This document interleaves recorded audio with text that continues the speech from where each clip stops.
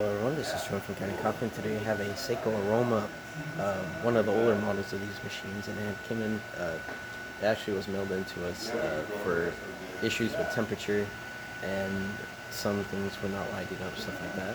But yeah, we're going to test the machine, did a tune-up on this machine, completely descaled the machine, also replaced the gasket and cleaned it around the grip head.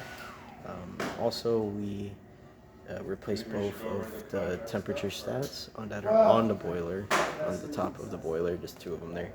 We bought both the right ones from Saeco themselves. And also, while I was in there, I seen the pump was leaking through a broken gasket. This gasket was just shrouded, and so I just replaced that really quickly. And we also got a new group head gasket in there. Yeah, so let's give it a shot. Now don't worry about if it runs a little too fast or a little too slow. I did not calibrate this machine to any grind setting or anything like that, so we're just gonna go. There you go, now it's pressurized. Now these portafilters, they act as pressurized baskets, so they mimic a pressurized chamber. And how it does that is there's a lot of stuff that's inside this black part of the portafilter that holds back the water as it pours. Yeah. Feel like a good shot. No leaks around the group head or anything like that, and that's a really nice and hot espresso. Now just to test the temperature a little bit.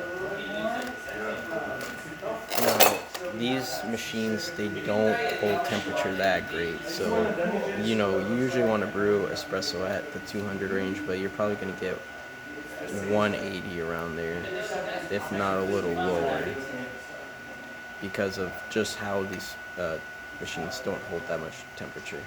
Yeah. We got 150, 160, and again, I didn't let this machine cook for a really, really long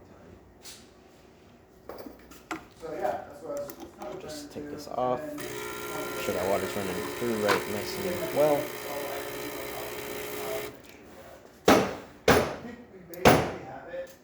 Now we're going to pause the video and we're going to let the steam boiler turn on.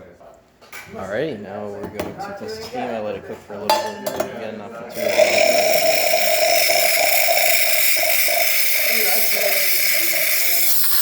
This will show that it's making a lot of steam.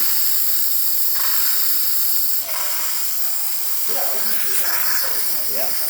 And since this is a single boiler machine, of course you're going to get a really wet steam because you're sharing one boiler for both sides, and it needs water for the group head, but it still needs water for the steam. And so you have to downgrade one thing, which is the quality of steam, for the safety of the boiler and heating element.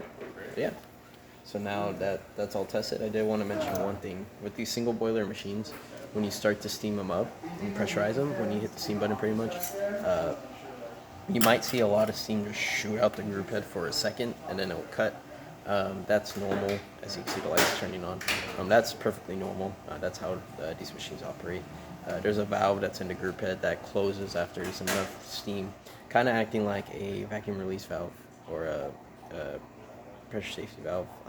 It'll close when there's enough pressure, and it will let you keep your steam. So yeah, that's about it for this repair. If you like this video or any of our other videos on our channel, leave a like, subscribe, and hit the bell. Thanks for watching.